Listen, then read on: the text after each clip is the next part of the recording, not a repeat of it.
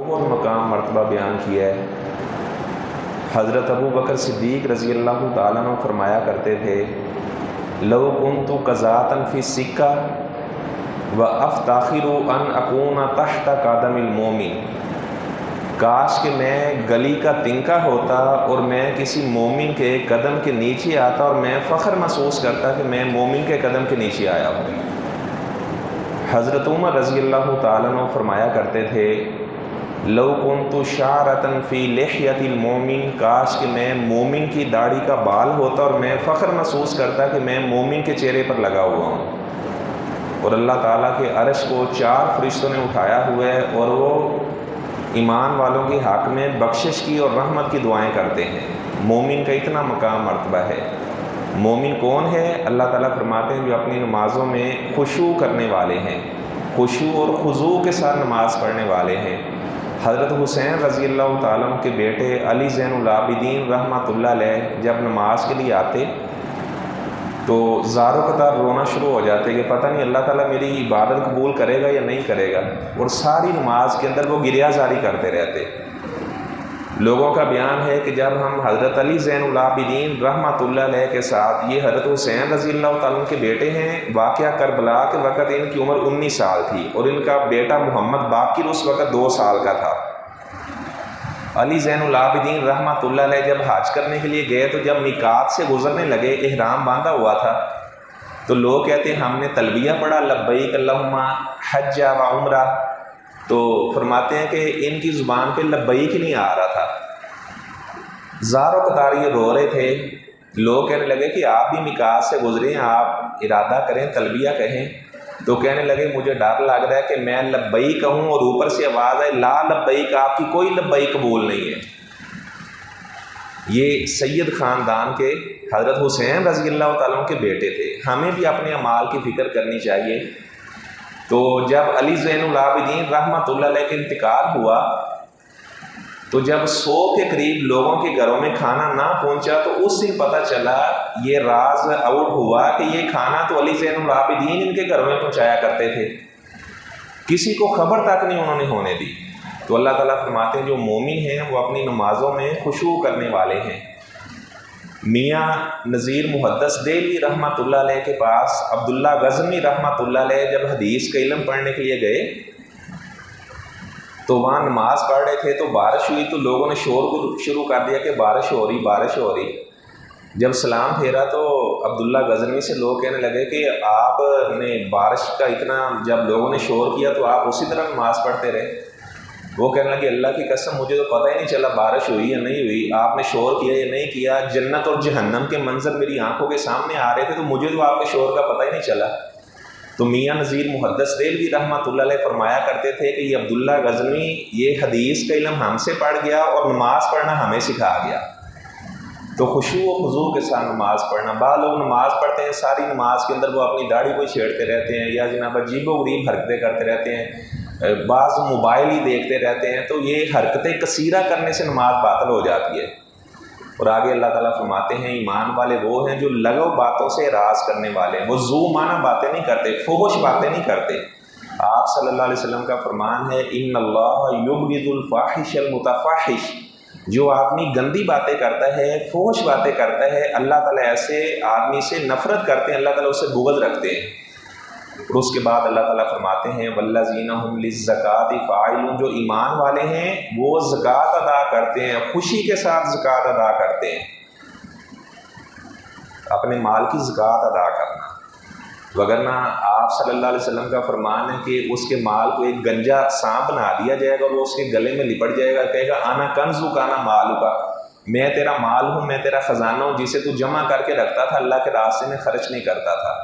جس طرح سونے اور چاندی کی زکوٰۃ ہے اسی طرح جانوروں کے اندر بھی زکوٰۃ ہے۔ اگر 40 بکریاں ہیں کسی کے پاس تو ایک بکری زکوٰۃ میں دے گا، 120 تک ایک ہی بکری، اگر 121 بکری ہوگی تو 2 بکریاں زکوٰۃ میں دے گا۔ ایسی اگر کسی کے پاس 24 اونٹ ہیں تو وہ بکریوں کے حساب سے زکوٰۃ دے گا، ہر 5 اونٹوں میں ایک بکری زکوٰۃ میں دے گا۔ اگر 25 اونٹ ہو گئے ہیں 25 سے 35 تک بنت مخاض زکوٰۃ میں دی جاتی ہے، یعنی 1 سال جس کا پورا ہو چکا ہے دوسرے میں داخل ہو چکی ہے۔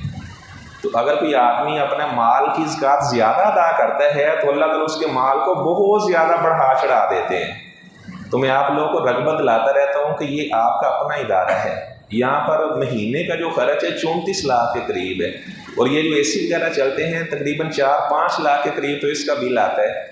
تو دل کھول کے ساتھ اس ادارے کے ساتھ پھر 800-850 کے قریب یہاں پر طلبہ ہیں، اور اسی طرح طالبات بھی یہاں تعلیم حاصل کر رہے ہیں۔ پوری دنیا کے اندر الحمدللہ یہاں سے کتاب و سنت کی جو پرچار کرنے والے لوگ ہیں پوری دنیا کے اندر، یونیورسٹیوں کالجوں کے اندر بھی یہاں سے پڑھے ہوئے طلبہ پڑھا رہے ہیں اللہ کے فضل سے۔ اور استاذ محترم ڈاکٹر حافظ حمزہ مدنی صاحب تشریف فرمائے، انہوں نے مجھے ایم فل کروایا، تو بہت سی باتیں الحمدللہ ہم نے ان سے سیکھی ہیں۔ اور اکثر جو اسٹوڈنٹ ہیں یہاں کے وہ الحمدللہ پنجاب یونیورسٹی کے اندر وہ پی ایچ ڈی کر رہے ہیں، تو یہ اللہ تعالیٰ کا خاص فضل ہے اس ادارے کے اوپر۔ اچھا، میں بتا رہا تھا کہ آپ صلی اللہ علیہ وسلم نے معاذ بن جبل صحابی کو زکوٰۃ لینے کے لیے بھیجا۔ جب وہ زکوٰۃ لینے کے لیے گئے تو اس آدمی کے پاس جو زکوٰۃ بنتی تھی وہ بنت مخاض بنتی تھی، 1 سال کا اونٹنی کا بچہ جس کا سال پورا ہو چکا ہے، دوسرے میں وہ داخل ہو چکا ہے، یعنی اس کے پاس جو اونٹ تھے 25 اور 35 کے درمیان تھے۔ تو اس نے کہا کہ میں حقہ زکوٰۃ میں دوں گا۔ حقہ اس جانوروں کو کہتے ہیں جس کے 3 سال پورے ہو چکے ہیں، چوتھے میں داخل ہو چکا ہے۔ اچھا، یہ حقہ کب دیا جاتا ہے؟ جب کسی کے پاس 46 اونٹ ہوں، 46 سے لے کر 60 تک یہ حقہ جانور دیا جاتا ہے۔ اس کی زکوٰۃ تھوڑی بنتی تھی تو اس نے کہا کہ میں نے حقہ دینا ہے، تو زکوٰۃ ادا کرنے میں کھلے دل کے ساتھ زکوٰۃ ادا کرے۔ لاکھ بنتی ہے تو 2 لاکھ اللہ کے راستے میں دے دے، تو آپ دیکھیں کس طرح اللہ تعالیٰ آپ کے مال کو بڑھاتے ہیں۔ اچھا، تو وہ معاذ بن جبل کہنے لگے بھائی جب آپ کی زکوٰۃ تھوڑی بنتی ہے تو میں آپ سے زیادہ وصول کیوں کروں؟ آپ کا چھوٹا جانور بنتا ہے تو آپ وہی دیں، آپ 3 سال کا مجھے جانور دے رہے ہیں، 3 سال جس کے پورے ہو چکے، چوتھے میں داخل ہو چکے ہے۔ جزا بڑا جانور ہوتا ہے، حقہ چھوٹا ہوتا ہے۔ اس نے کہا یار میں آپ کو نہیں دیکھ رہا، میں دیکھ رہا ہوں کہ آپ کو بھیجنے والا کون ہے۔ آپ کو بھیجنے والے آپ صلی اللہ علیہ وسلم ہیں، میں تو انہیں دیکھ رہا ہوں، اس وجہ سے میں آپ کو مال کی زیادہ زکوٰۃ ادا کر رہا ہوں۔ معاذ بن جبل کہتے ہیں میں نے اس آدمی سے ایک حقہ جانور لیا اور لا کر میں نے اسے جو بیت المال کے اونٹ وغیرہ تھے وہاں پر باندھ دیا۔ کہتے ہیں اللہ کی قسم جب میں اگلے سال اس کے پاس زکوٰۃ لینے گیا تو اس کے اونٹ دیکھ کر میں حیران رہ گیا۔ کہتے ہیں پہلے اس کا 1 سال کا بچڑا یعنی وہ زکوٰۃ میں بنا تھا، کہتے ہیں اگلے سال اس نے مجھے 30 حقے جانور وہ زکوٰۃ کے اندر ادا کیے۔ اتنا مال اللہ نے اس کا بڑھا دیا۔ پہلے اس کے پاس 25 سے 35 کے درمیان اونٹ تھے، اس کے بعد 30 حقے اس نے مجھے زکوٰۃ کے اندر ادا کیے۔ تو اللہ تعالیٰ فرماتے جو ایمان والے لوگ ہیں وہ اپنے مال کی زکوٰۃ ادا کرتے ہیں۔ والذین یکنزون الذھب والفضة ولا ينفقونها فی سبیل اللہ فبشرهم بعذاب علیم۔ فرمایا کہ جو لوگ اپنے مال کے اوپر سانپ بن کر بیٹھ جاتے ہیں، سونے اور چاندی کو خزانہ بناتے ہیں، انہیں دردناک عذاب کی بشارت دے دو۔ یوم یحمى علیہا فی نار جہنم، ان کے مال کو گرم کیا جائے گا، فتکوی بها جباہہم وجنوبہم وظہورہم، ان کے پہلوؤں کو داغا جائے گا، ان کے پیشانیوں کو داغا جائے گا، اور کہا جائے گا ھذا ما کنزتم لانفسکم، یہ وہ مال تھا جسے آپ خزانہ بنا کے رکھتے تھے، فذوقوا ما کنتم تکنزون، جو خزانہ بنا کر جمع کر کے رکھتے تھے، آج پھر اس عذاب کا مزہ بھی چکھو۔ تو اس کے بعد اللہ تعالیٰ فرماتے اچھا میں نے بتایا کہ اس نے آپ صلی اللہ علیہ وسلم کا قاصد سمجھ کر زیادہ زکوٰۃ دی۔ اچھا ایک اور میں آپ کو آپ کا ایمان تازہ ہوا ایک واقعہ سناتا ہوں۔ آپ صلی اللہ علیہ وسلم کے ایک صحابی، ان کا نام ہے جلیبیب رضی اللہ تعالیٰ عنہ، ان کا سیاہ رنگ تھا۔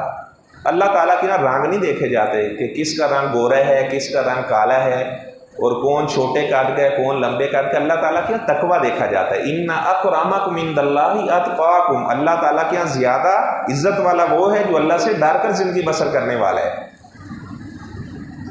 اچھا یہ آپ کے صحابی جلیبیب رضی اللہ تعالیٰ عنہ عصر کی نماز پڑھی تو آپ نے ان سے پوچھا حل نکحت یا جلیبیب، اے جلیبیب آپ نے نکاح کیا ہوا ہے؟ کہنے لگے اللہ کے رسول صلی اللہ علیہ وسلم میں قد کا بھی چھوٹا ہوں، میرا رنگ بھی سیاہ ہے، مجھے رشتہ کون دے گا؟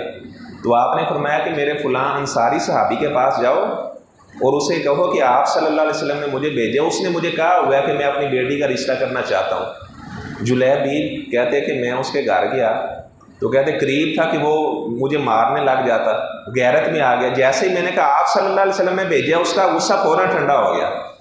وہ کہنے لگا جی میں اپنی بیوی سے مشورہ کر لوں. اپنی بیوی سے مشورہ کرنے لگا کہ اس کے پاس مال وغیرہ تو نہیں ہے، دین ہے، اور آپ صلی اللہ علیہ وسلم نے اسے بھیجا ہے.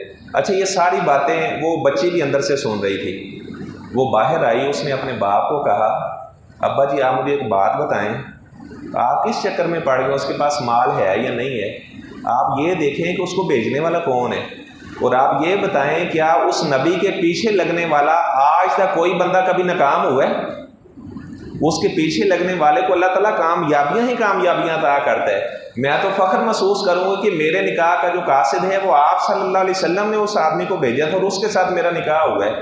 اور جو آدمی بھی دین کو اختیار کرتا ہے اللہ تعالیٰ اسے عزت ہی عطا کرتے ہیں، اور جو دین کو چھوڑ دیتا ہے وہ ذلت کے اندر چلا جاتا ہے، وہ اندھیروں کے اندر چلا جاتا ہے. اچھا اس کے بعد اللہ تعالیٰ فرماتے ہیں جو ایمان والے لوگوں کی صفات کا ذکر کیا کہ وہ اپنے وجود کی حفاظت کرتے ہیں، بدکاری نہیں کرتے، اپنی بیویوں کو اپنے لیے حلال سمجھتے ہیں یا لونڈیوں کو حلال سمجھتے ہیں. ابھی صرف جو بیوی ہے وہی حلال ہے، کیونکہ لونڈیوں والا سلسلہ جنگیں نہیں ہوتی. جو جنگ کے اندر کافروں کی عورتیں لڑنے کے لیے آئیں وہ قیدی بانجے انہیں لونڈیاں کہا جاتا ہے. اچھا اس کے بعد اللہ تعالیٰ فرماتے ہیں ایمان والے لوگ وہ اپنی امانتوں کے اندر خیانت نہیں کرتے، وہ بڑے امانت دار ہوتے ہیں اور وہ اپنے وعدوں کے بھی بڑے پابند ہوتے ہیں. اللہ تعالیٰ فرماتے ہیں یہ لوگ جنت الفردوس کے وارث بننے والے ہیں. آپ صلی اللہ علیہ وسلم نے فرمایا جب اللہ تعالیٰ سے تم سوال کرو تو اللہ تعالیٰ سے جنت الفردوس کا سوال کیا کرو. فَإِنَّهُ أَعْلَى الْجَنَّةِ، آپ نے فرمایا کہ یہ سب سے بلند درجے کی جنت ہے، اور جنت الفردوس کی جو چھت ہے وہ اللہ تعالیٰ کا عرش ہے. تو جنت الفردوس کا آپ صلی اللہ علیہ وسلم نے فرمایا اللہ سے سوال کیا کرو.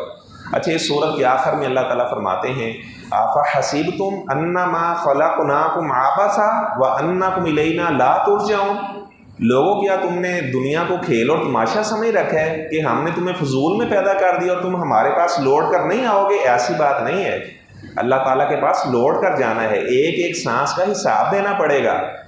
انسان کو پیدا کرنے کا مقصد کیا؟ وَمَا خَلَقْتُ الْجِنَّ وَالْإِنسَ إِلَّا لِيَعْبُدُونَ. فرمایا کہ انسان کو ہم نے اپنی عبادت کے لیے پیدا کیا ہے. یہ نہ وہ سمجھ لے کہ ایسے آئے دنیا کے اندر اپنا فضول کے اندر ہی ہم نے انہیں بنا دیا، ایسا نہیں ہے.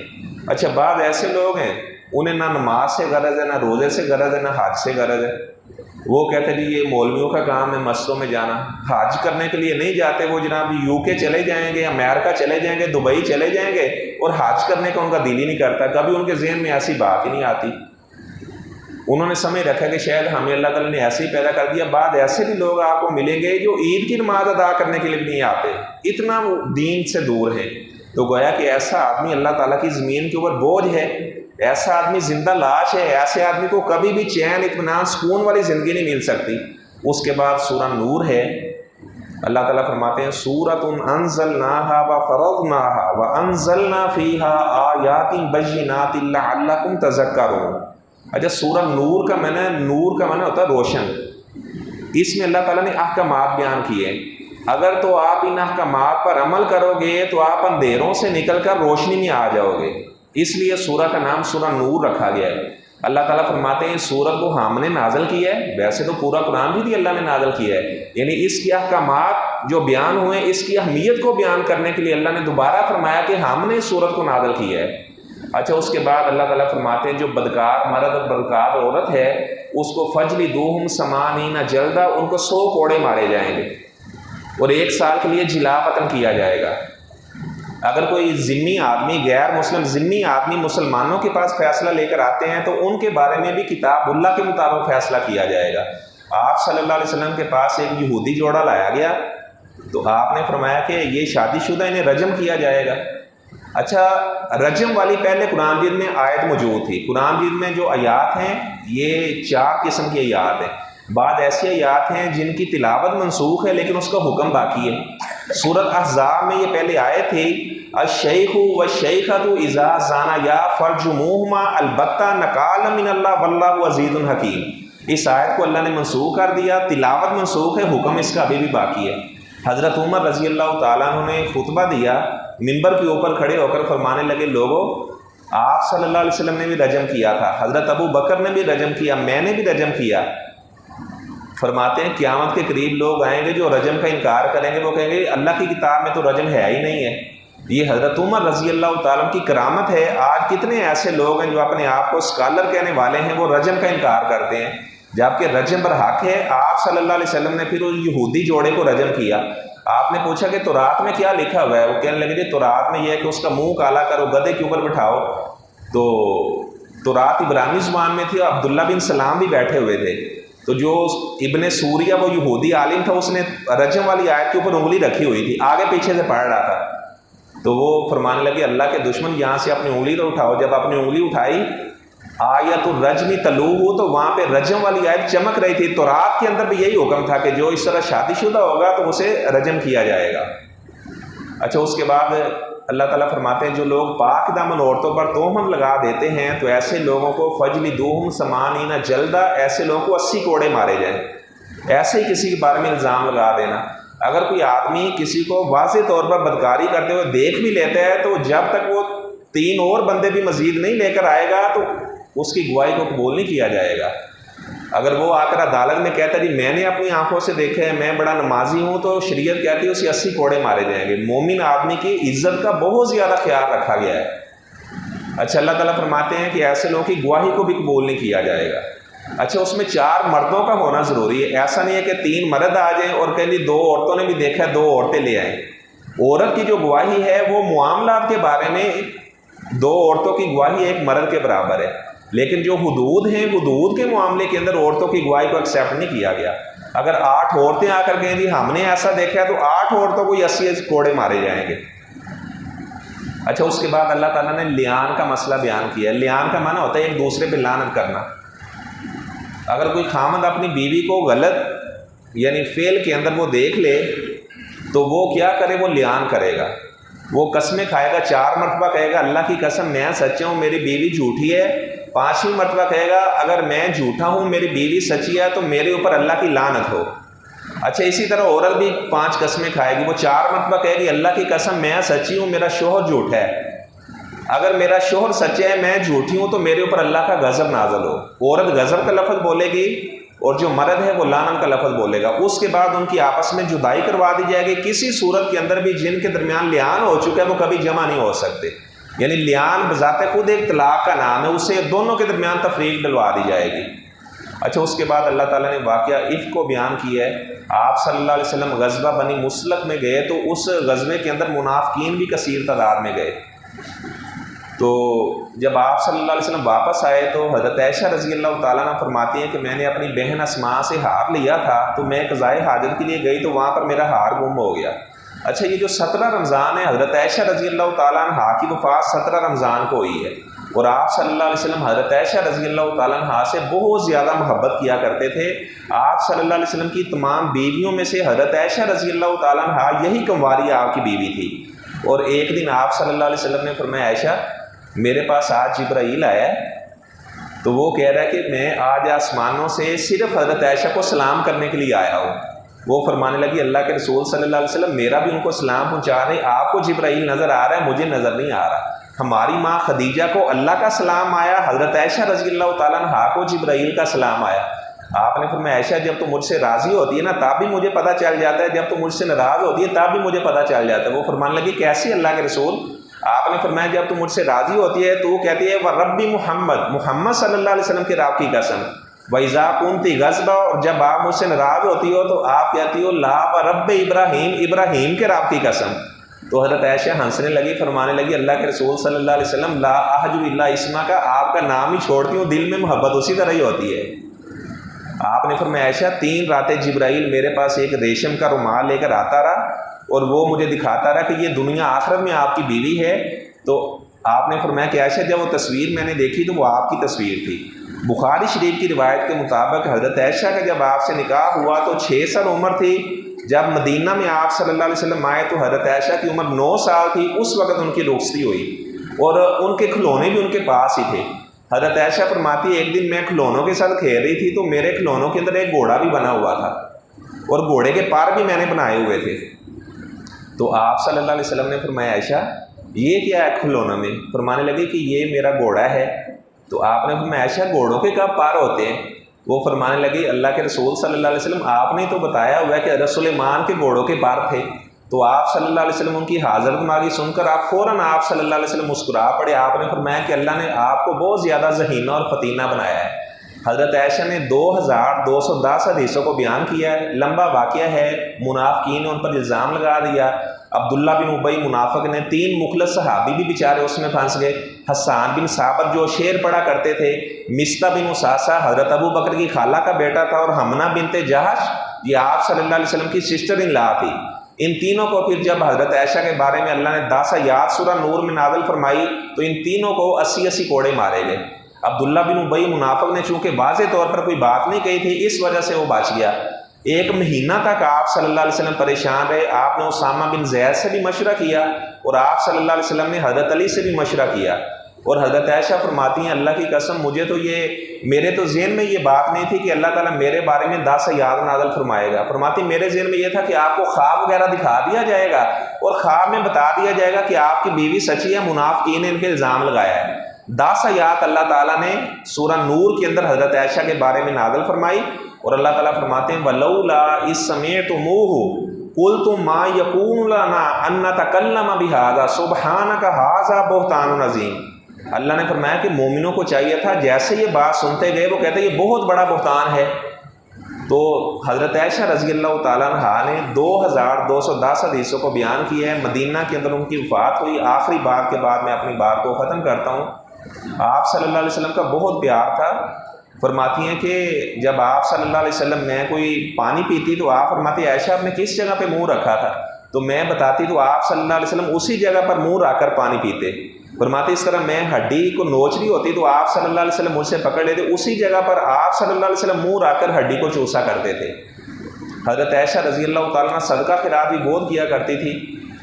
تو ایک مرتبہ ایسے ہوا کہ ایک فقیر کو انہوں نے صدقہ دیا تو فقیر ان کو دعائیں دینے لگا، اللہ تعالیٰ آپ کا بھلا کرے، ایسے ہو ایسے، جس طرح فقیر دعائیں دیتے۔ تو حضرت عائشہ نے بھی وہ دعائیں اسی طرح فقیر کو دی۔ تو جو پاس خادمہ کھڑی تھی اس نے کہا اماں جی اس کا تو حق بنتا ہے آپ کو دعائیں دے، اور آپ نے وہ ساری دعائیں اسے دے دی ہیں۔ وہ فرمانے لگے کہ جو میں نے صدقہ خیرات دی ہے نا، میں نہیں چاہتی کہ اس کی دعائیں میرے صدقہ خیرات کا بدل بن جائے، میں تو اللہ تعالیٰ کی رضامندی چاہتی ہوں کہ اللہ تعالیٰ مجھ سے راضی ہو جائے۔ ورضوان من اللہ اکبر، اللہ تعالیٰ کی رضامندی تمام چیزوں سے بڑی ہے۔ حضرت عائشہ نے حجرہ کے اندر جگہ اپنے لیے رکھی ہوئی تھی کہ میں یہاں پہ دفن ہوں گی، میرے شوہر دفن ہے، میرے باپ دفن ہے، لیکن حضرت عمر کا پیغام آیا تو وہ رونے لگی، کہنے لگی اللہ کی قسم کسی اور صحابی نے جگہ مانگی ہوتی تو میں نے کبھی بھی نہیں دینی تھی، لیکن یہ عمر وہ صحابی ہے، باقی سارے صحابہ خود چل کر آئے ہیں، لیکن عمر یہ مراد رسول بن کر آیا، آپ نے اللہ سے عمر کو مانگ کے لیا ہے۔ تو اس کے بعد حضرت عائشہ رضی اللہ تعالیٰ عنہ نے حضرت عمر کو اجازت دی، تو حضرت عمر رضی اللہ تعالیٰ کو آپ صلی اللہ علیہ وسلم کے پہلو میں دفن کیا گیا، اور ہماری ماں عائشہ صدیقہ رضی اللہ تعالیٰ عنہ مدینہ میں وفات پائی۔ حضرت ابو ہریرہ نے جنازہ پڑھایا، اور مقبرۃ البقیع جسے ہم جنت البقیع کے نام سے تعبیر کرتے ہیں، وہاں پر حضرت عائشہ کو دفن کیا گیا۔ شیعہ لوگوں نے ایک جھوٹی روایت بنائی ہے کہ وہ ملک شام میں گئی، وہاں پر حضرت معاویہ نے کنواں کھدوایا ہوا تھا، معاذ اللہ وہ حضرت عائشہ کو کنویں میں پھینک دیا، کنواں بند کروا دیا۔ تو وہ اس طرح کی صحابہ کے بارے میں بکواسات کرتے ہیں، اور اللہ تعالیٰ فرماتے ہیں جو لوگ اس طرح پاک دامن عورتوں پر تہمت لگاتے ہیں، لعنوا فی دنیا والآخرہ، ایسے لوگوں پر دنیا آخرت کے اندر اللہ تعالیٰ کی لعنت ہے۔ اللہ تعالیٰ سے میں دعا کرتا ہوں جو باتیں میں نے بیان کی ہیں، اللہ تعالیٰ ہمیں کتاب و سنت کی ہر بات سمجھ کر عمل پیرا ہونے کی توفیق عطا فرمائے۔ وآخر دعوانا ان الحمد للہ رب العالمین۔